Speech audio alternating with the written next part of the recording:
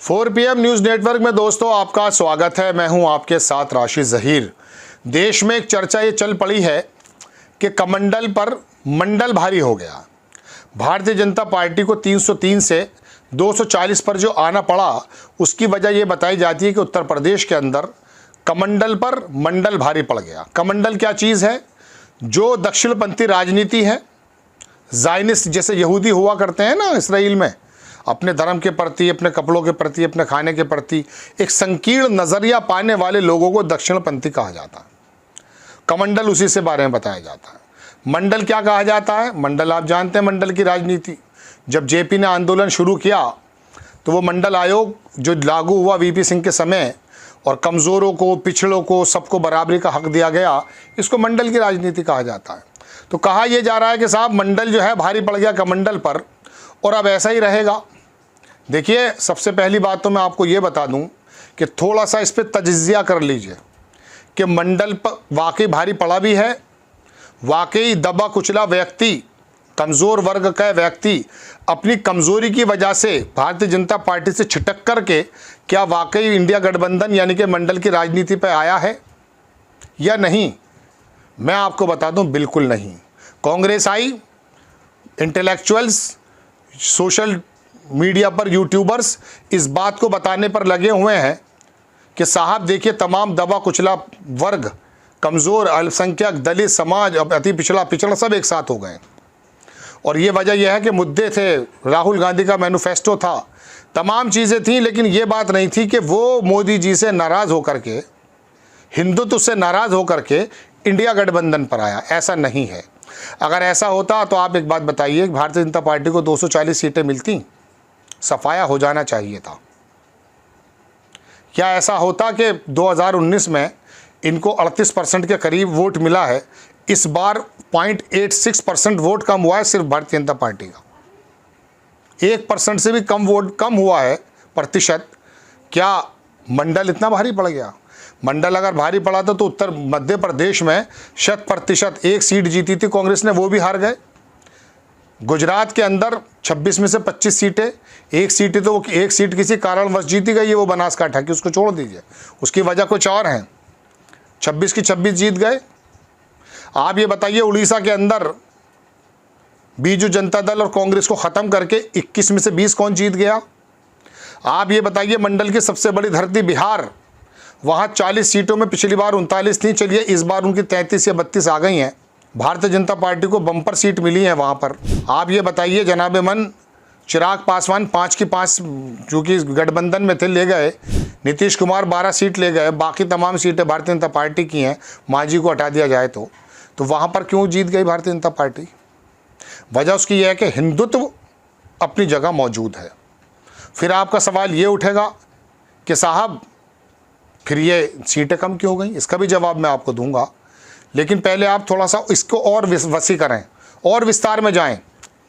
South के अंदर कोई वोट नहीं है उनका, कोई सीट नहीं थी उनकी, लेकिन उन्होंने अपना वोट प्रतिशत बढ़ाया उस जगह जहां पर हिंदुत्व की कोई जगह नहीं है। आंध्र प्रदेश के अंदर भले ही चंद्रबाबू नायडू के कंधे पर चढ़ गए हों, 2-3 सीटें ले आए, लेकिन वहाँ पर भी उनका अच्छा खासा खाता खुल गया। तेलंगाना में जहाँ पर पहले 4 सीट थी किसी को मिला करके, अब वहाँ अकेले भारतीय जनता पार्टी की 8 सीट हो गई हैं लगभग। महाराष्ट्र के अंदर जो उनको नुकसान हुआ है वो आप जानते हैं कि उद्धव ठाकरे और वहाँ गुजराती और मराठी का पर्सन, और एक पर्सन वो जो मैं भी बताने जा रहा हूँ आपको, दलितों के अंदर ये भावना हो जाना कि संविधान ख़त्म कर देंगे, इसकी वजह से, डर की वजह से वो थोड़ा सा इंडिया गठबंधन पे आधा आ गया, जिस वजह से महाराष्ट्र में नुकसान हो गया, जिस वजह से उत्तर प्रदेश में नुकसान हो गया। वरना भारतीय जनता पार्टी ख़त्म कहाँ हुई है बताइए? उत्तर प्रदेश की सीटों की बात मैं बताऊंगा अभी आपको। कर्नाटक के अंदर जितनी उम्मीद की जा रही थी उतनी सीटें कम नहीं हुई हैं। मैं सोच रहा था 15 से 18 सीटें कम हो जाएंगी, लेकिन नहीं, वहाँ 10-11 से 8 9 या 10 सीटें हारी है सिर्फ। पहले 25 थी, अब की बार शायद 18-19 आ गए। बहुत बड़ा नुकसान नहीं हुआ है। वजह उसकी है कि हिंदुत्व ये अभी नसों में उतरा हुआ है। उत्तर प्रदेश में एक परेशानी ये हुई, आखिर वक्त में इत्तफाकन भारतीय जनता पार्टी के नेताओं के मुंह से निकल गया कि आरक्षण ख़त्म कर देंगे, 400 सीटें चाहिए। दलित समाज थोड़ा डर गया, इस वजह से इंडिया गठबंधन पर आ गया। दूसरी बात, अखिलेश यादव का जो टिकट वितरण है, कुर्मी, निषाद, पाल, मौर्य, शाक्य, इन लोगों को जो दिया है, ये सारा वोट भारतीय जनता पार्टी का कोर वोट है। जब 1.5 लाख वोट कुर्मी की है और कैंडिडेट भी कुर्मी है और मजबूत कैंडिडेट है, तो कहाँ जाएगा भाई? फिर तो मोहनलालगंज जीतेंगे, फिर तो अयोध्या जीत लेंगे। अयोध्या की जीत का मतलब ये मत समझिए कि हिंदुत्व खत्म हो गया है। वहाँ पर दलित समाज का बंदा जब खड़ा, मुस्लिम, यादव और तमाम ये दलित मिल गए, वहाँ पर हार गए भारतीय जनता पार्टी, वरना हारने का कोई मतलब नहीं था वहाँ। और यही वजह कि 33 सीटें आज भी यहाँ मौजूद हैं। वो अखिलेश यादव की जातिगत समीकरण जो अयोध्या के अंदर भी पीट कर रख दिया भारतीय जनता पार्टी को, और दूसरे दलितों का समर्थन, तीसरे मायावती ने जिस प्रकार का रोल अदा किया अपने भतीजों को हटा करके, उसके अंदर दलितों में संदेश पहुंचा कि शायद मायावती जी जो हैं वो भारतीय जनता पार्टी की बी पार्टी हैं। हालांकि दलित समाज भी भारतीय जनता पार्टी को वोट देता है। 5 किलो चावल ने बड़े बड़े लोगों की बुद्धि फेर दी भाई। 2016 में जो कमर तोड़ी गई थी नोटबंदी करके, तब से संभला नहीं है अर्थव्यवस्था, तब से संभली नहीं है आदमी की रोज़मर्रा की ज़िंदगी। फिर उसके बाद जब 2019-20 में कोरोना आया और 5 किलो चावल मिला, तो वो ऐसा लगा जैसे भूखे को 2 ही रोटी तो चाहिए। इस वजह से एक बहुत बड़ा वर्ग, अति पिछड़ा और पिछड़े का, अल्पसंख्यक समाज का भी और दलित समाज का भी, ये मुड़ करके योगी जी को जिताने लगा। और मोदी जी को 2019 के अंदर तो दूसरी चीज़ें भी शामिल हो गई थी। वहाँ राष्ट्रवाद, पुलवामा, बालाकोट सब कुछ शामिल था। लेकिन मैं बुनियादी वजह बता रहा हूँ, किसी के दिमाग में या राहुल गांधी के जहन में, अखिलेश यादव के जहन में ये बात आ गई है कि साहब ये तमाम मंडल भारी हो गया है। कुछ नहीं हुआ है भारी, पता चल जाएगा। ये तो 10 साल की एंटी इनकम्बेंसी भी थी, दलितों के दिल में यह डर भी था, 400 सीटों का इत्मीनान अपर समाज में था। कुछ वो वोट परसेंटेज कम करने निकला नहीं है वोट देने। और अखिलेश यादव और ये तमाम लोगों ने ये बता दिया कि साहब जातिगत समीकरण से आपकी बिरादरी को वोट दिया जाएगा, प्रतिनिधित्व दिया जाएगा। मुसलमान तो 20% है या 14, वो तो बेजारों मददगार पड़ा ही था।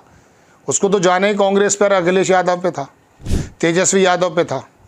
तो बहरहाल ये अब तेजस्वी यादव जाति समीकरण अच्छे तरह से नहीं साध पाए। यादव मुसलमान से बिहार जीत लोगे क्या, जब तक ये काम नहीं करोगे जो अखिलेश यादव ने किया है। दूसरा समाज आपको कुछ और समझता है, अखिलेश यादव को अपर समाज ये समझता है कि साहब ये कोई मुस्लिम तो नहीं है, इस नज़र से देखा जाता है। और ये प्रोपेगेंडे जो थे ना कि क्षत्रिय नाराज़ है, मैं कई बार बता चुका हूँ, क्षत्रिय नाराज़ होता तो गाजियाबाद की सीट जीत ली थी क्या भारतीय जनता पार्टी? कौन सी सीट जीती है मुजफ्फरनगर को छोड़ के? और वहाँ पर अपने झगड़े थे। सारा क्षत्रिय समाज अगर वोट नहीं देता तो गुजरात में नहीं देता। सारा क्षत्रिय समाज भारतीय जनता पार्टी पर पड़ा है, जाट, ठाकुर, ब्राह्मण सब वहीं पर पड़े हैं। ब्राह्मणों में थोड़ी सी निरस्ता आई है, बाकी सब वोट जितना पड़ा भारतीय जनता पार्टी को पड़ा है। 1-8-1.5% इस बात का असर हो सकता है कि कुछ नीतियाँ थीं, एंटी इनकम्बेंसी थी, वो हर दफ़ा होगी। 2019 से पहले भारतीय जनता पार्टी के बारे में कोई सा भी सर्वे ये नहीं कह रहा था कि वो सरकार बना लेंगे, लेकिन बालाकोट हुआ, सरकार बन गई। टीवी चैनल से हम जुड़े हुए हैं, हमें मालूम है कि पहले सर्वे करने के लिए दिया गया देश का बड़ा चैनल है, अचानक पुलवामा वो क्या कहते हैं बालाकोट हो गया, पुलवामा हो गया। उसके बाद दोबारा से सर्वे करने के लिए पत्रकारों से कहा गया कि पुलवामा के बाद लोगों का क्या विचार है। विचार तो था ही, 25 में से 25 राजस्थान, गुजरात में से सब सीटें। तो दोस्तों बात यह कि ये दिमाग में लगा लेना और ये बात सोचना कि भाई हमारे नाखून बड़े हो गए, अब हम दीवारों के अंदर छेद कर देंगे। दीवारें भी वही हैं, बदल जाएंगी और आपके नाखून भी खट्टे हो जाएंगे। पता चल जाएगा, क्योंकि हिंदुत्व के रथ पे सवार होकर जो बंदा आया है ना, वो भी बहुत ज़्यादा कमज़ोर नहीं हुआ। 240 सीटें अब भी आई हैं उसकी, 1% वोट कम हुआ है। आंध्र प्रदेश नया ज़मीन बनाई है, उड़ीसा में नई ज़मीन बनाई है, बिहार के अंदर बहुत ज़्यादा वोट लिया गया है। और ये हिंदी पट्टी दिल्ली की सातों सीट, 10 की 10 सीट हार जाना चाहिए था हरियाणा के अंदर, जिस तरह से वहाँ बवालतर हमें लग रहा था। तो ये जो बार बार कही जा रही है आपके सामने बात, ये बिल्कुल उन पार्टियों को समझ लेना चाहिए कि हिंदुत्व की रथ पर जो सवार वो नेता आया है, वो 100 बरस की मेहनत के बाद आया है। आप 10 साल की एंटी इनकम्बेंसी को ये मत समझिए, उसकी कुछ नीतियों की बात कर रहे हैं। नीतियों की तो बात होती तो शीला दीक्षित चुनाव नहीं हारती। लास वेगास बना दिया दिल्ली को उसने, लेकिन नक्शेबाजी करके आया महाराष्ट्र से एक बूढ़ा और एक आदमी ने की, पलट कर रख दी सरकार। भूपेश बघेल चुनाव नहीं हारते, अशोक गहलोत चुनाव नहीं हारते।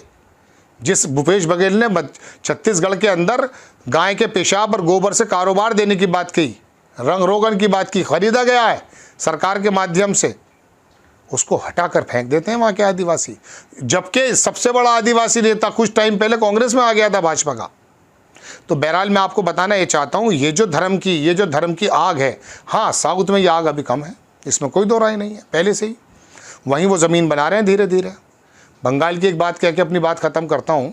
इस बार के पिछले चुनाव की बात बता रहा हूँ, 2019 की जब 18 सीटें जीती थी भारतीय जनता पार्टी बंगाल में, तो मालूम है आपको क्या हुआ था वहाँ ये हुआ था कि 30% मुस्लिमों को हटा के जो बाकी 70% हिंदूज़ हैं ना, गैर मुस्लिम, उसका 55% वोट भारतीय जनता पार्टी को गया था।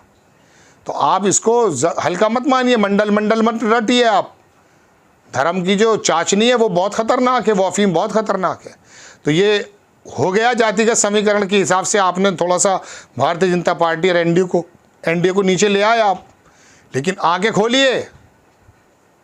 जाटोकारों की जो लगी रहती है ना चारों तरफ मंडली, और वो बताते रहती जयकारों के अंदर, ये जयकारों से बाहर निकलना पड़ेगा विपक्ष के आला कमान नेताओं को, और समझना पड़ेगा कि आखिरकार ज़मीनी हालात क्या हैं। अभी उत्तर प्रदेश के अंदर जातिगत समीकरण जब निकल कर आएंगे, किसने कितना वोट दिया वो मैं आपको बताऊंगा। एक बात और याद आ जाती, 12 कह चुका हूँ, 2017 में जाट वोटों ने जितनी वोट दी थी भारतीय जनता पार्टी को, किसान आंदोलन के बाद ये माना जा रहा था कि नहीं मिलेगी। 2022 में जाटों ने ज़्यादा वोट दिए किसान आंदोलन होने के बाद। ये उत्तर प्रदेश की जाट वोट के बारे में बता रहा हूँ। धर्म की लड़ाई बड़ी होती है भाई। आपको खबर कैसी लगी अपनी राय कमेंट्स बॉक्स में ज़रूर दीजिए। चैनल को सब्सक्राइब कीजिए, शेयर कीजिए। नेक्स्ट टाइम मैं किसी खबर के साथ हाजिर होता हूँ। जय हिंद।